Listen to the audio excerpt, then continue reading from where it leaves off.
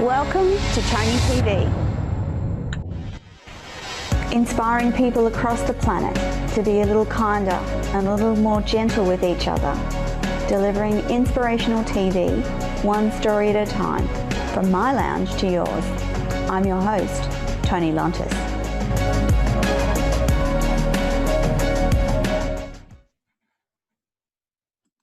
Good evening, America, and good midday to those Australians listening. And we've had one of those mornings with a few technical difficulties. And so without further ado, I'm going to introduce you to the amazing Elliot Connor. So Elliot is the founder and CEO of Human Nature Products, and an international environmental charity supporting volunteers across 104 countries. He's a TED speaker, author, podcast host, and filmmaker with the goal of reframing our human relationship with nature. So he's saving people and the planet, and he's all of 17 years old. Hello, Connor. Hello, Elliot. Hi there. No, it's great to be on the show today. Oh my goodness, we've already done one interview today. Yes. And I'm so glad that we've finally managed to get through all the technological hassles and have you live on the phone versus live on Zoom, which is fine. So Elliot, you're 17 years old. You're in the middle of your senior grade at school. How does a 17-year-old start their own charity? With immense difficulty, I think one could safely say. I remember thinking back 12 odd months, just slightly over perhaps, when I started Human Nature Projects. It was a lot of work at first. I think the systems not equipped, not designed to support 17-year-olds, minors wanting to start up their own social venture. So yeah, there were a few hiccups, a few complications to start off with, but thankfully I managed to get through it all. I've been really lucky to be supported by some amazing people, some wonderful mentors, and eventually managed to work out how the whole system works. Registered as charity, obviously, and now been running just over a year. So it's been wonderful to see how Human Nature Projects has evolved as an organisation. As you mentioned, we're now well across the world, so 104 odd countries with chapters, with volunteers, with national teams in, which is quite incredible as a conservation community, really trying to build up a network across the globe. Fantastic. So, Elliot, can we talk about some of those mentors that have helped you along the way, and how have they helped you be in business at such a young age? Yeah, certainly. So I've been, as I mentioned, very lucky with the support I've received. A few come to mind. So early on, when I was getting into this environmental space, I was fortunate enough to be invited by Steve Parrish, who's probably Australia's foremost photographer, to a weekend masterclass of his up in Queensland, up in Sunshine Coast area. And that was quite transformational for me, what he does with his photography work, publishing as well. So all about nature communication, and he speaks of a creative life purpose. So having this goal you're working towards throughout all of your endeavors, whatever they may be, and just following that, sticking to it no matter what. So that very much led me to where I am today with this life goal of mine, trying to reframe the human relationship with nature. And it's very high level, it's very ambitious, but that's what everything I do essentially is geared towards. So he was definitely an influence on me. Currently I'm being supported, mentored by a producer at the BBC. So I'd like to move into Oh, wildlife filmmaking. So that's a really good connection for me to make. Also, wow.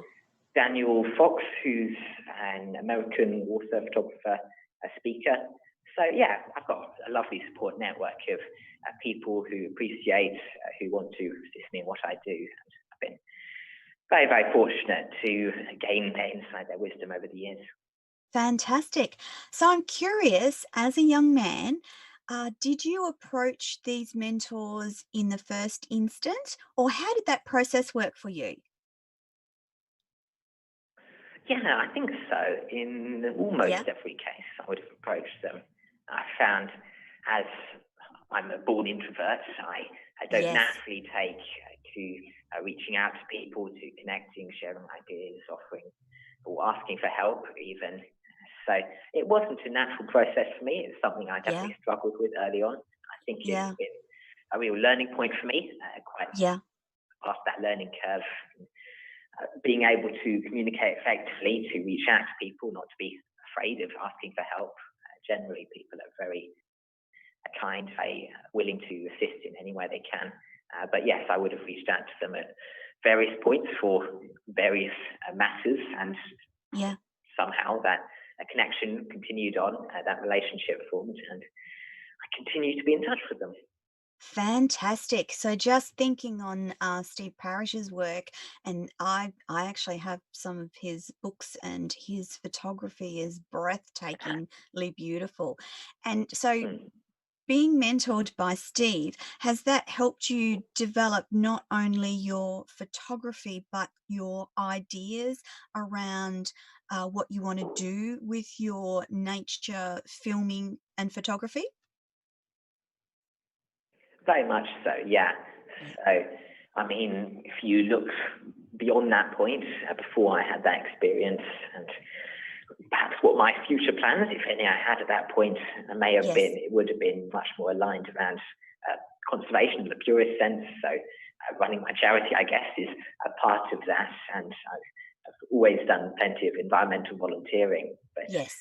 that sort of showed me, I guess, the power of photography and videography as Yes. well, filmmaking, all of these mediums for storytelling, for communication, Yeah. and for raising awareness ultimately about animals, about environmental issues. So it's Yeah. really opened my eyes, and Yes. everything that's happened in my journey since is equally so. But it's shown me the power of those mediums for awakening that interest in the global community, achieving my life's goal. Yes. And yeah, it's definitely led me down this life path, and Yeah. hopefully that will continue in the future. Yeah. So, Elliot, you describe yourself as a skilled communicator, senior management executive, and policy strategist, all at the age of 17. That makes you pretty special. Yeah, So, love what I do. I'm wondering, with those inherent skills that you already have, after you've finished school, do you think university is the next path for you, or are you going to just continue doing what you do now? It's a good question, and Yeah. maybe 6 months ago I might have been able to give you a straight answer before COVID hit. Yes. So certainly the intention was to take a gap year, to be able to travel, grow some Yes. nature projects, devote a larger chunk of time to that. Hopefully, Yeah. meet some of those national teams in person, so connect on a more personal basis with those leaders I've been Skyping or Zooming, and Yeah. ultimately to gain experience, further experience in wildlife filmmaking. So to start taking real strides down that path, and Yes. been lucky in view of that, in view of having such a chunk of time thus far, Yeah. I've been able to collect some skills, some experiences in that life, Yeah. but hoping to learn more about that. So yeah, COVID dependent, I'll still try and follow as much of that as I can. Try Yeah. and get out, see the world if possible. In But a gap otherwise, year. I think I'll definitely take the year off. Maybe do Good. some filmmaking in Australia. Who knows? Good. Currently Good. looking at a project which is a short documentary series about animal rescuing, animal caring. Yes. So that would be amazing if I can get support for that. That goes ahead, and yeah, projects like that will definitely keep me going. I think I'm naturally drawn to ideas like that, to communicating, Yes. sharing my passion for nature. So I think that's the end goal. Fantastic. I'm very glad to hear that even without COVID that you were thinking of taking a gap year. I think that that's an important step for young adults after so much intense schooling for that length of time. Um, I want to mention to our listeners today that you have already done a TEDx talk. And for people who want to see that TEDx talk, which is really very good, I'm going to promote Elliot's website, which is elliottconnor.com, and you'll be able to see his TED talk there. And so your vision of the future is a really wonderful vision. So I want you to tell the listeners what that vision looks like. Yeah, so I express, I guess, my philosophy, my worldview with the term human nature.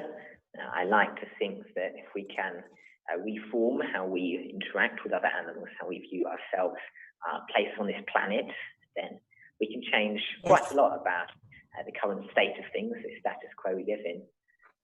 So, yeah, I mean, the TED Talk is a great example, sharing within that. It was 5 rules of evolution and how we can use those as a standpoint to guide our progress, our subsequent actions as a human species. Yeah. But essentially, what I'm trying to get across is that humans are animals.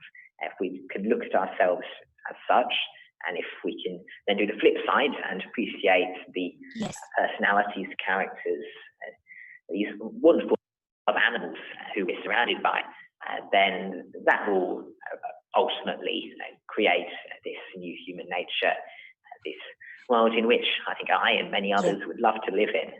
So I've recently been writing a book about it, hopefully published later this year. Yeah. And that is looking at some of the past, some of the history behind how we've interacted with other animals, how we're doing so currently, but then extending that into what it might look like in the future. Because conservation is only maybe 50 years old. It's a very new concept if you look at it. And everything we've achieved in those few decades is quite incredible. Yes. There's been a real shift in thinking. I was fascinated paradigm of sustainable development. I've never thought of conservation as being a relatively young concept, but when you mentioned this morning that it is so young, so there is a ways to go for humanity in terms of conservation. So the future does look bright, doesn't it? Yeah, I hope so. I think so. I think you have to believe that to do the line of work that I do. You have to believe that you can change the world, that things are going to turn out for the better. But I do believe it, honestly. I think if we can create some ambitious standpoints, some goals to work towards, so if we can get, for example, 50% of Earth's lands and oceans protected by 2050, this Half Earth project, then that will safeguard about 85% of all species, a significant proportion from extinction, from these widespread biodiversity declines. If we can, as I mentioned, introduce some ways of appreciating nature, of respecting it. If we can impose or accept the rights of nature, so allow animals standing, if you will, some rights, some voice in our society. All important. But yeah, ultimately it's about changing our perspective, aiming towards human nature standpoint. If we can achieve that, if we can get folks to realize that, then I think much else will follow. Now, just for those listening and watching, you have that lovely accent. So you're originally from Leicestershire in the UK. And so how did you end up in Australia?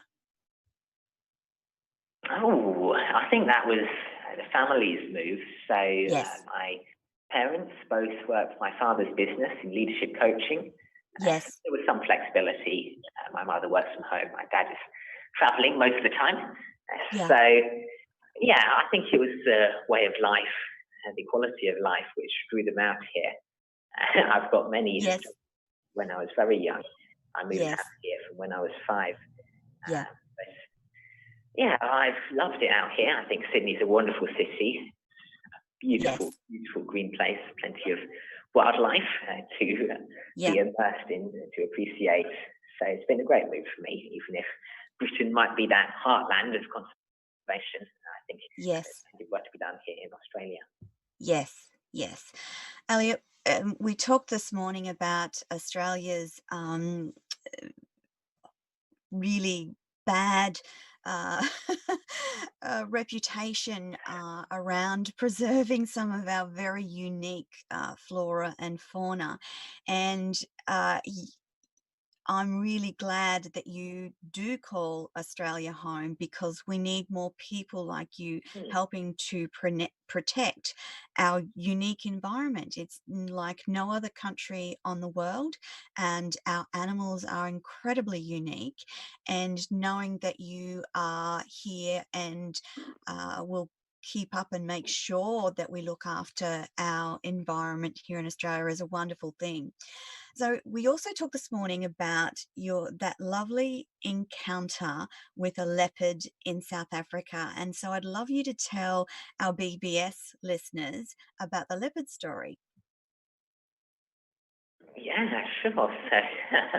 So I guess this is what sent me down the path I'm coming down in many ways, sent me on this life journey of mine. But when I was 10 years old, I was camping with my family in northern Botswana. So I'd taken the term off school and Yeah. we were road tripping around several of the countries in southern Africa. Yeah, and I was walking back from the campsite toilet. It was an open Mm. campsite, so no fences, no nothing. All the animals could wander through, and I was lagging behind my family, I think, slightly. So I was just at that age where I think you're starting to learn your independence. So I was maybe 2, 3 meters behind everyone else, appreciating the stars, nightlife, the sounds of the bush. And Yeah. just as we reached the edge of our campground, so the fire circle, I had this thick sense. I sort of turned around, and there, about 2 meters behind me, was a young leopard, crouched, stalking, so low to the ground. So yeah, it's one of those moments you never forget. Yeah. Uh, and I remember you telling me that you weren't afraid in that moment. No, no, I don't think so. I think when you're in such a situation, it's very much the case that sort of time slows down. You think about Yes. everything very rationally. Obviously, it's an ambush predator, a leopard. So Yes. once you've seen it, once it's been noted, observed, it's not going to go and attack you. That'd be foolish. Yeah. So, Yeah. yeah, I think I looked into its eyes for several seconds and then it turned away. But yeah, I think that connection meant a lot to me. Leopards are still Yes. some of my favourite animals. And it just taught me, I think, the problems with the current system. So Yeah. that leopard had almost certainly been fed by prior campers. It has grown accustomed to associating humans with food, and Yes. that had led it to become this issue, so Yeah. threatening campers potentially. If things grew out of hand, it was most likely relocated or shot, which is terrible because it's not the leopard's fault, of course. Yeah. But it very much opened my eyes to the world at large, to this whole conservation dialogue. Yeah. Yeah. So, Elliot, being that you are in senior high school still, I'm wondering how you manage being the CEO of Human Nature Projects and all the things that you do with schooling. Yeah, I think you have to love what you do. You have to live it as a lifestyle. But Yes. it is a juggle at times. So I've got my final exams coming up in about a week, just over Yes. perhaps. So Yeah. you're always busy. There's always things to do. You have to be very on top of it, organised. Ultimately, it ends up with my Yes. working long days, long hours to fit it all in. I'm Yes. typically doing sort of 5 to 9 at the desk or at school, whichever one it Yes. is. So juggling that day job, if you will, with my other pursuits and human nature Yeah. projects, other organisations I work with, all equally demanding. But Yes. yeah, it's not an easy lifestyle. I think that's No. perhaps why the system's not designed for 17-year-old charity founders or equivalent. No. It's not a common pursuit, but No. I love what I do. I think it's Yes. amazing the community we've built around human nature projects. So that very much keeps me going day in, day out. Elliot, do you have help with running the human nature projects, or is it just all you? Yeah, so I've got an international executive committee, which I head up, which is Fantastic. about half a dozen, yeah, senior staff, volunteers themselves, obviously, just as I am, who are giving up their time to coordinate all of this. And then, of course, Yes. all of our national teams, so those regional collectives of volunteers are sort of semi-independent. They manage Yes. to have their own internal inflows, messaging activities, whatever it might be. Yes. So I coordinate with them on a regular basis. That collective of volunteers, and between those two groups, that Yeah. pretty much takes some of the workload off me, which is Good. good. I think it's brilliant how it's set up, that sort of decentralized system, flattened Good. hierarchy, if you will, which allows me to take some of the burden off. Yes. And I didn't ask you this morning, but I thought after our earlier morning interview, what do your friends think about what you do? Oh, good question. I'm not sure I know, to be perfectly honest. Okay. I think Do they know what you youth do? today are much more sensitized to these issues.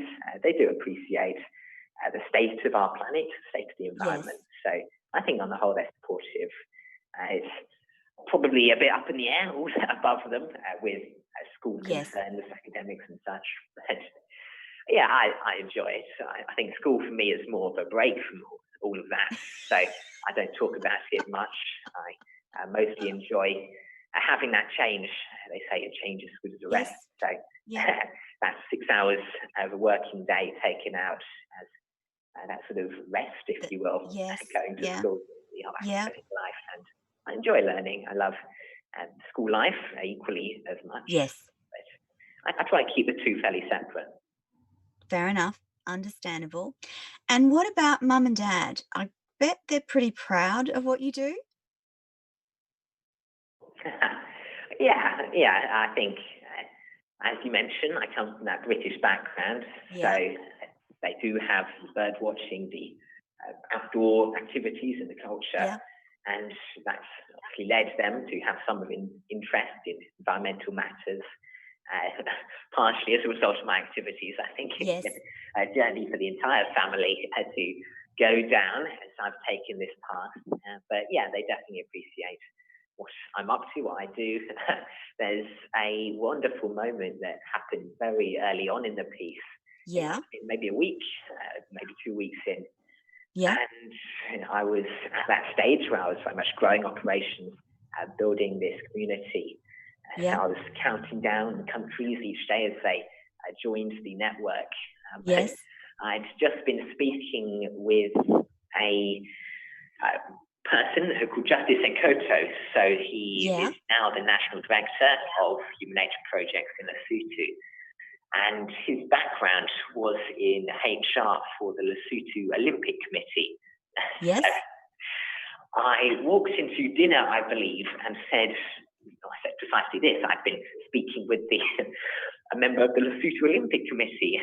There was a wonderful silence for maybe 10 seconds.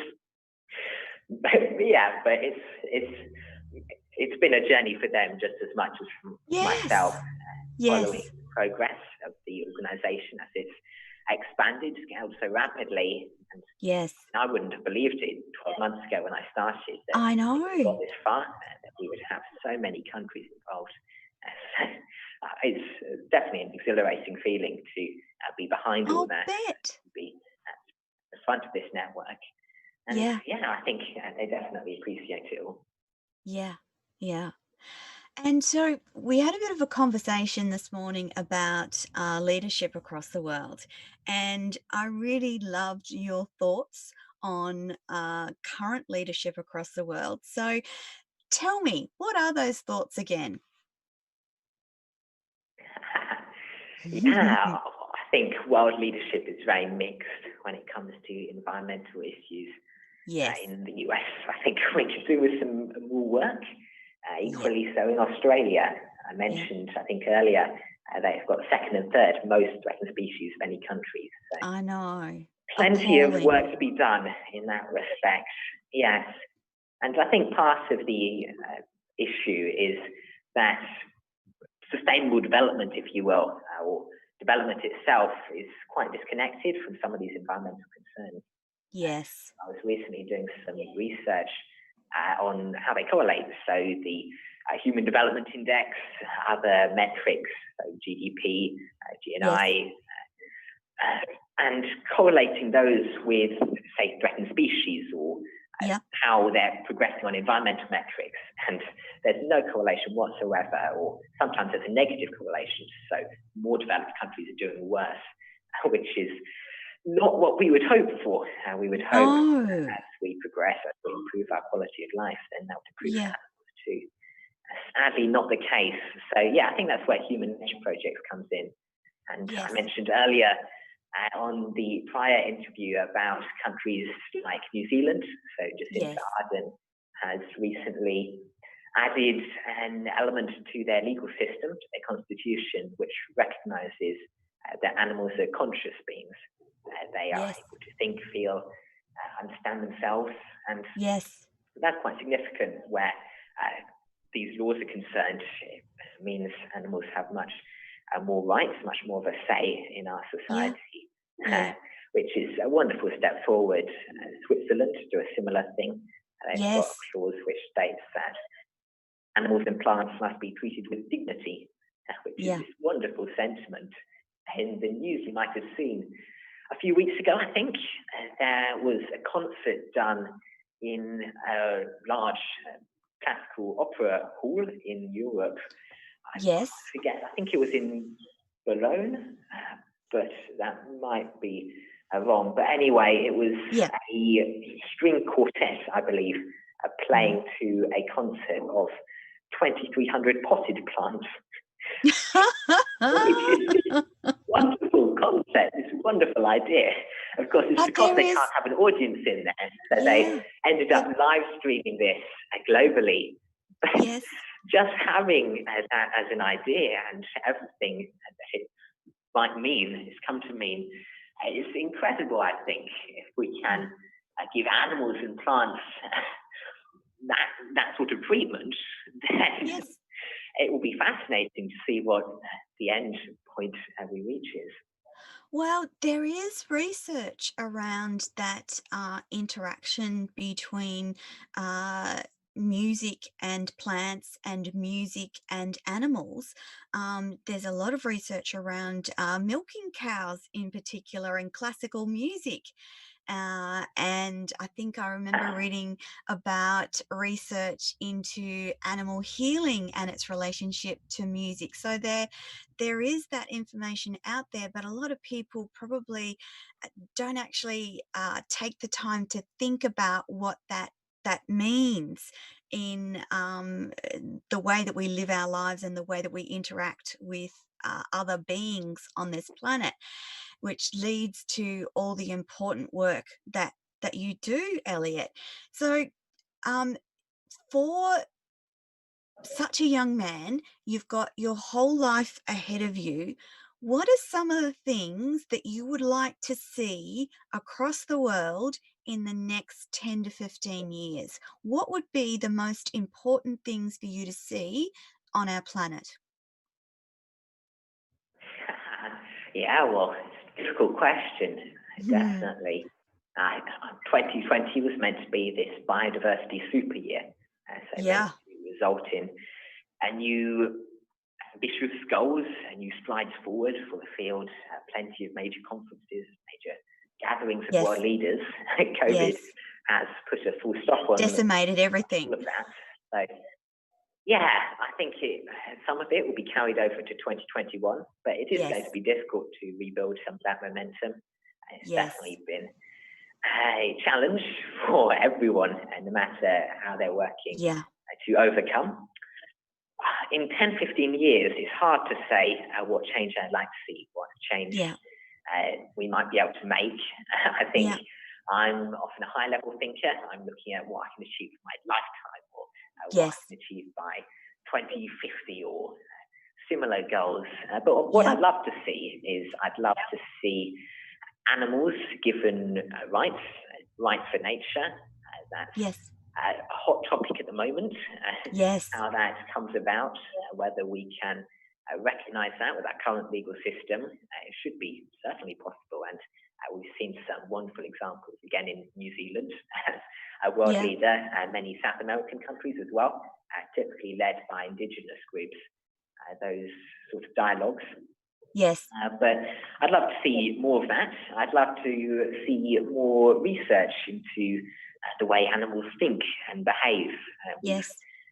seen over the past century, if you will, Mhm. a gradual dawning of understanding amongst Yes. researchers that they're doing it all wrong. So there's a Mm. wonderful story I like to tell of research done on an elephant Yes. meant to test tool use. So before Jane Goodall, before some of these myths were dispelled, there was Yes. a predominant belief that humans were the only animals that could use tools. So Yes. a study was done on this elephant in which it was provided with long sticks like a broom candle Yeah. and a bunch of bananas on a shelf just out of its reach. The presumption being, of course, that it would use this stick, hold it in its trunk to knock down the bananas and Yeah. have its lunch, get its reward. But that neglects to understand that elephants are heavily, heavily reliant on their trunks for their sense of smell. So Yes. a comparison would be if you had your eyes on your hands and you use that to pick up objects. Uh-huh. It's not something you do, but because the elephant failed to exhibit this behavior, it was assumed they were unintelligent, they couldn't exhibit tool use, and there's many, many other examples besides. But in this past decade, Yes. we've seen much of those methods improved upon, abolished, reverted to a much more effective means. If we if Yeah. we try and if we try and see this change in the scientific Yes. community, what it will be like in a decade, 2 decades time, I think it will Yeah. be dramatically different how we go about looking at other animals if we can look at them from a more human standpoint, and whatever realizations might follow, I think will be Yeah. quite transformational. Yeah. Elliot, in practical terms, if you think about conservation in terms of developments, and I'm talking housing developments for example, should we be getting to the place where when those development applications are presented to local council or state government, that one of the principal considerations is the flora and fauna that it affects? Is that something that you would Ooh, that's a see would difficult have a question. yeah, Yeah, well, I think it goes back to that central debate we're working with in yeah, environmentalism itself, that clash, if you will, between yes, development, economy, human advancement, and yes. protecting our ecosystems. So I do think we need to find a middle ground. I mentioned it I was agree. 50%. land and oceans protected. That will Yes. be, I mean, it's widely agreed upon by the scientific community as that Uh-huh. a point we need to reach wherein we can continue to develop, to use those resources to live our lives out as humans in the 21st century Yes. without Yes. having such great impact on animals. And it's not that huge a goal to realize. Currently, I it's about agree. 50%, which is protected. So it's going to be a step up, certainly. But Yes. much of that land obviously isn't urban centres. We're looking at these biodiversity hotspots, which Yeah. are still very much those unblemished lands where Yes. human impacts perhaps aren't so great. So Like the Amazon it and will take some willpower, some technology to achieve, but we can definitely get yeah. I agree with you, Elliot. I think that we have a unique opportunity to start to drive that conversation around how do we live together with animals and environment in a way that allows human interaction, and we stop decimating the planet for the sake of development. And in particular, I'll just use the housing example. So it's about looking at it's a looking at how we live, and do we need huge big houses, and will that new housing development knock out koala populations? And that's an important consideration, isn't it? Oh, certainly. No, very much so. I think if we can redesign how we live our lives, even, so if we can Yes. accept human nature, start appreciating Yes. other animals, then even with those housing concerns, you've got nature being respected, being given its time, its space, across that property, even. So Yes. that does negate, I think, some of the issues around development if people are aware, conscious of those issues. And Yeah. ultimately, I think the success of conservation relies on community goodwill. So Yes. the desire of the people to see things improve. If we can Yeah. secure that, then I don't think development is an issue at all. Yeah. Yeah. No, I agree with you.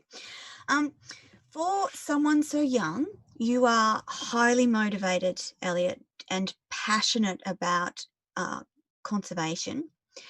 What are some things that keep you motivated? Because you have a lot on your plate for one so young. So, what sort of things keep you motivated? And what sort of things do you do that gives you a break? I know we spoke about school, but what other things that you do that keep you motivated and fill up your own cup is what I'm wanting to discuss. Yeah. Yeah, so I mentioned earlier, I love Yeah. working with other passionate young people, especially. Yes. So that definitely motivates me, and the community around human nature projects, the support network, those mentors I mentioned at the start of the call. Yes. So having those to fall back on certainly helps. Yeah. But I think ultimately you go into the line of work I'm in because you love it. There's no Yes. money in conservation. I do everything I do on a strictly voluntary basis. I mentioned moving into wildlife filmmaking. Yes. I see that as the most effective means of living this Yeah. lifestyle and continuing to uh, tread this life journey of mine, push forward this life's purpose. So I Yes. think it's ultimately coming back to that connection with animals, that connection with nature. And Yeah. for me, I've been very lucky, very privileged to have some wonderful experiences. Just before I Yeah. started Human Nature, I was volunteering at a bird of prey and hedgehog rescue centre in southern France. And there's a Yeah. moment which really clearly stands out in my mind when I was doing a vulture release, so a griffon Yes. in the French Alps, so Verdun region. And we opened Magnificent. up the cage. You keep birds in dog kennels for transportation. So we'd opened this door Yes. wide, flown out. Just seeing it join with several dozen other vultures flying, circling Yeah. overhead. It was a late Yeah. afternoon, so the sunlight flashing off their wingtips on this Yes. canyon, on this crevasse. it was one of those experiences which burned itself Yes. into my mind. They were doing Yeah. vulture research there, so they leave out sheep's carcasses and they monitor Yes. the populations. So hence this huge gathering of these birds. But simply magnificent sight. Yes. I remember thinking to myself at the time, what if everyone can experience this? Because Yes. that's Yes. something you don't forget. That's life-changing. It is, isn't it? Elliot, how cute are baby hedgehogs? Are they absolutely as cute as they look? Definitely. The challenge is picking up the adults. That requires some practice. Have to stroke them. You stroke them first and then grab them. So you've got to find Yes. face in the right way. It's much Yes. harder with echidnas. That doesn't work. Yeah. Firstly, because they're larger, and secondly, because their spines aren't so flattened. So Yeah. the challenge is when you're trying to pick up an echidna and they can dig Yeah. themselves in very strongly. Those little balls that they roll themselves into, you just, you can't get to them. It's a wonderful survival strategy. Yeah. It really works. Yeah. And those spikes, they are nasty. Yeah. No, they're proper defense tools. I remember a case where I actually had to call for a spade doing an animal rescue just to dig. It's obviously a week. It's an injured echidna, and it still managed to dig itself in properly. But getting that leverage on it, they're incredibly strong. It's like, aren't they? Like you imagine a chimpanzee or Yeah. a great ape, one of our ancestors, but much stronger than a human itself. Yeah. Incredible. Who is the most famous conservationist that you've met so far? I've been lucky to speak with Jane Goodall. I think she's an Yes. amazing woman. What Yeah. she's done in changing all of these dialogues around what humanity is as a species. Yes. Whether we're better than other animals, dispelling that myth I mentioned of toys. Yes. The work she did with Jimson Gombe is extraordinary. She managed to completely reform all of those dialogues. So she's certainly someone I look up to and someone I've been privileged enough to speak with on several occasions. Yeah. I think environmentalism itself is lacking somewhat in those hero figures, those torchbearers you look up to. So there definitely needs to be a new generation coming through. Because, everyone knows David Attenborough. I want Elliot Connor to be the David Attenborough of the next generation. How do you feel about that? Well, I mean, I'd love to go into wildlife filmmaking, presenting, especially so storytelling, be able to share about other animals and how they live out their lives. Yeah. I think it's extraordinary, again, what Africa has done with effectively creating this genre in wildlife filmmaking. Yes. Nature documentaries. He's defined the format, defined the style, and brought up a whole generation of environmental Absolutely. just as this field was emerging.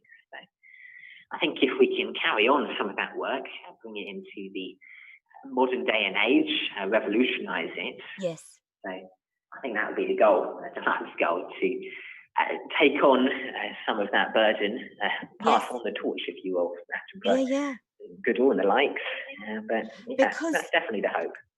That filmmaking is a way into the hearts of millions of people, to be able to watch the dance of those tiny colourful spiders, and to be able to see a mother orangutan play with her baby.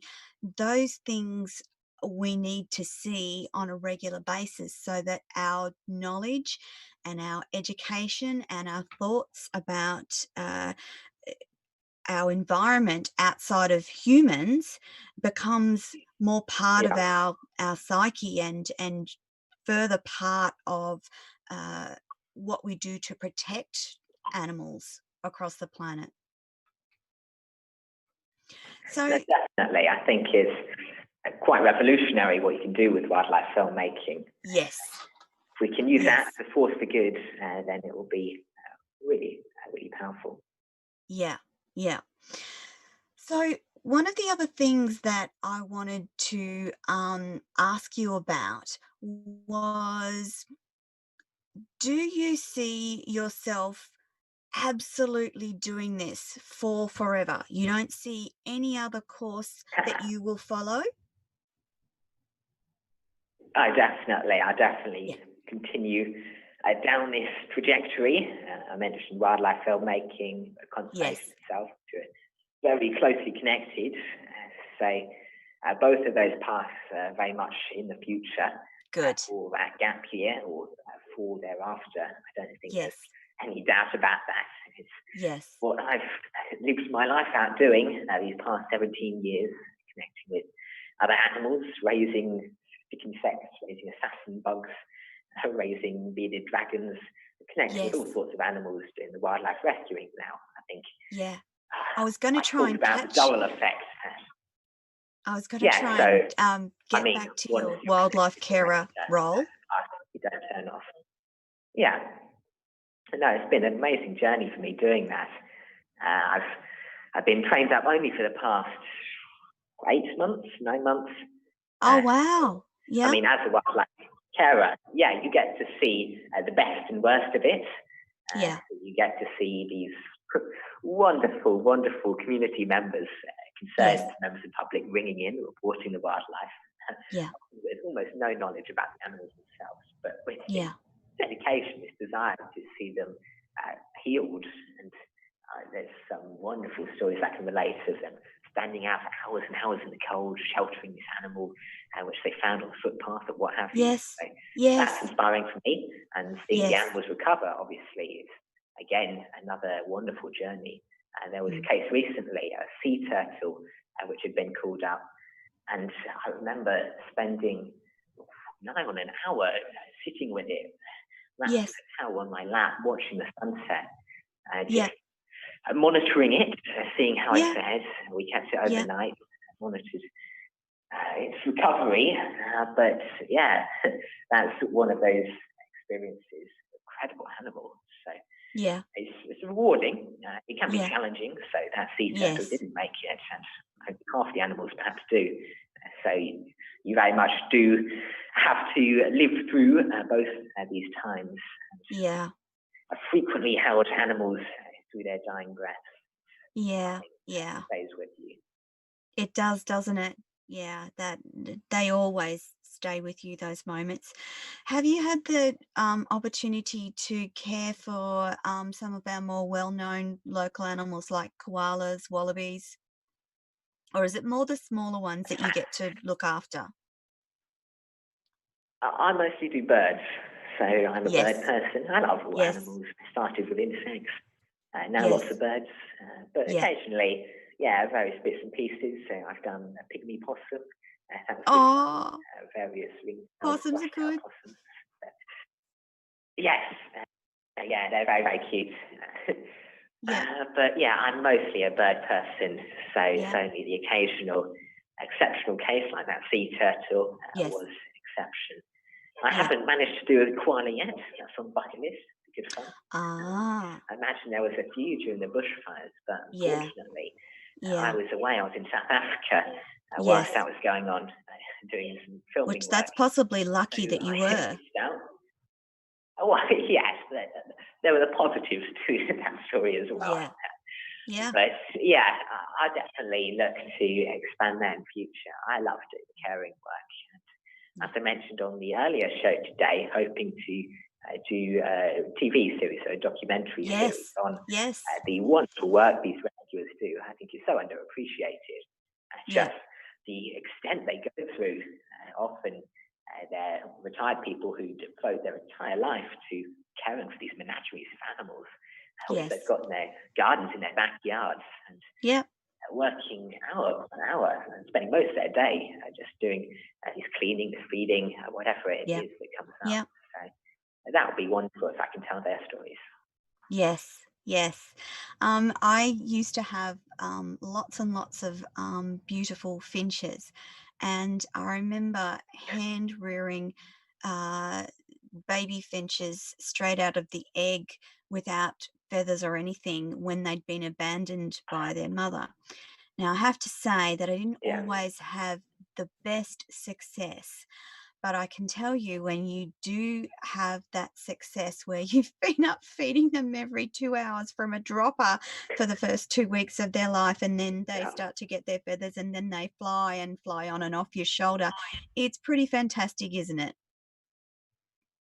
Oh, definitely. Yeah, you're right. When you've got the baby birds, it's a Yes, full-time occupation, and it is. watching them take on that journey to grow, develop. Those are some of the most memorable cases. I get lots Yeah, of yeah, young lorikeets through. So yes, seeing them attain their adult plumage and develop their character, they're so yes. charismatic. And they do have character. Exclusive. Like they have But their, even yeah, the tiny finch has a character that's different from anything else. They're, yes, all very unique. Elliot, we are just about out of time, and I don't want to let you go off the program before we tell our listeners where to find you. So, elliotconnor.com, ELLIOTCONNOR.com. Now, Elliot's website is fantastic, and I know I mentioned this morning, but I love the little test yourself section on the right-hand side of his website, and it's filled with all the information about all of Elliot's wonderful work around human nature projects, where the projects are, what they're doing, how you can connect with him, and lots of fabulous photos as well. And Elliot, I really appreciate you taking the time to be on Radio Toni, and I'm grateful that you were able to do this. And I'm sorry that it's in your school holidays and I've taken up a fair proportion of your day, but it's been a rare delight to talk to such an inspirational young person and to know that at least from a conservation and animal perspective, as long as we have Elliot in the world is in good hands. So Elliot, thank you so much for your time today. I really appreciate it. And is there something that you'd like to leave the audience with today? I think only that we need to see the humanity, the personalities of other animals.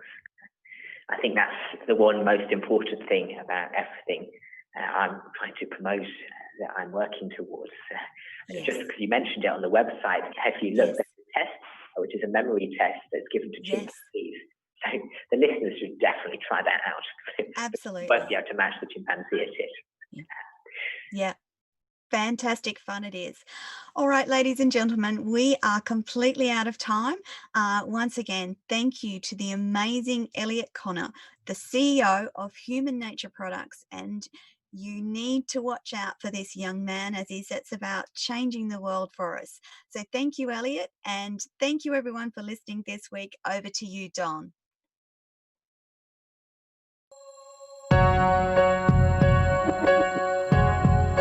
Thank you for watching and listening to Toni TV. For more inspirational stories, join us next week. Bye for now.